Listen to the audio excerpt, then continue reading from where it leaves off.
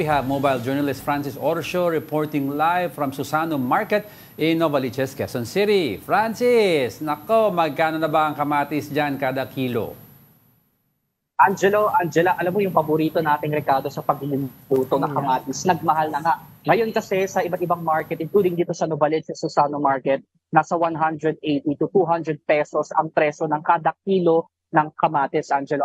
Kaya ayun, yung mga ilang mamimili dito talagang napapakamot ng ulo kasi napakamahal na ng kamatis na malayo sa presyo noong bago mag-Hulyo na nasa 120 to 130 pesos per kilo. Kaya kahit yung mga nakausap nating nagtitindaw, yung mga market vendors dito, talagang patingi-tingi yung mga binibili ng mga mamimili, Angelo. Ano ba nangyari? Can you tell us the main reason? Sabi nga dito sa unang balita, rainy season. Pero ano ba yung sinasabi ng Department of Agriculture? Bakit nga ganito yung presyo ng kamatis ngayon? Angela, ito kasing nung dumaan yung Hunyo, naranasan kasi natin yung itong bagyong Aghon, yung first na bagyo dito sa ating bansa, this 2024. And sabi ng DA, talagang naapektuhan yung mga dinaanan ng bagyo, yung mga tanim. Kasi halimbawa dito sa Calabarzon, considering na itong Calabarzon ay top tomato producing na region dito sa ating bansa, talagang naapektuhan yung anihan nila ng mga kamatis. And dito sa Metro Manila, syempre dahil umaangkat tayo sa mga malalapit na rehiyon dito sa ating lugar, talagang naranasan or naramdaman natin yung pagmahal ng presyo ng mga pangunahing produkto dito sa palengke.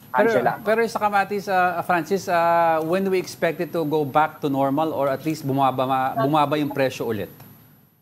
Angelo, sabi ng DA, dahil nga ngayon ay magkakaroon na naman ng panibagong anihan para sa kamatis, ay mararamdaman na natin or kumbaga makakaluwag-luwag na tayo dahil in 2 to 3 weeks or in 2 weeks, sabi ng DA, mararamdaman na natin yung pagbaba ng presyo by 100 to 120 hanggang 130 pesos.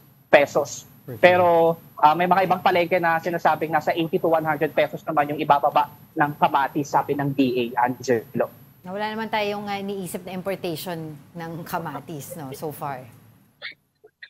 Yes, Angela, dahil marami naman tayong supply dito sa mga local produce ng ating farmers, Angela. Kasi mga few weeks ago, nabalitaan din natin yung luya, mataas din yung presyo ng luya. Ngayon ba, kamusta na yung bentahan ng presyo ng luya dyan? And other vegetables? Angela, nung nakaraan, di ba, binalita natin na yung luya umabot ng nasa 300 pesos kada kilo. Ngayon, dito, nag-ikot-ikot tayo at nagtanong-tanong din sa mga market vendors, ang luya nila ay nagkakahalaga na lang ng 230 hanggang 250 pesos, pero mataas-taas pa rin yan kasi kung ikukumpara daw natin ng mga nakaraang buwan, mas mababa pa dyan yung presyo ng luya. Pero para naman sa ibang gulay, nakitaan din natin ang pagtaas yung carrots na nasa 150 hanggang 160 pesos. Tapos kasama din dyan yung kalamansi na tumaas din daw, sabi ng mga market vendors, from 120 to 130 pesos yung presyo niyan. Sa ibang gulay naman, halimbawa yung sibuyas at bawang, nasa 100 pesos hanggang 160 pesos per kilo. Sa patatas, 130. Sa bell pepper, 300. Sa sayote, 80. Sa broccoli, 250. Sa pechay Tagalog, 70 to 100 pesos. Sa pechay Baguio, 120 pesos. At sa kalabasa naman, ang per kilo nito ay nasa 70 pesos, Angela. Nakakita na natin na marami nang pumapasok na mga mamimili dyan sa likod mo, Francis. Alright, siguro yun muna for the meantime yung ating nais na malaman tungkol dyan sa presyohan dyan sa palengke. But thank you so much for your time. That's our mobile journal, Francis Orsio, reporting live from Susano Market in Novaliches, Quezon City.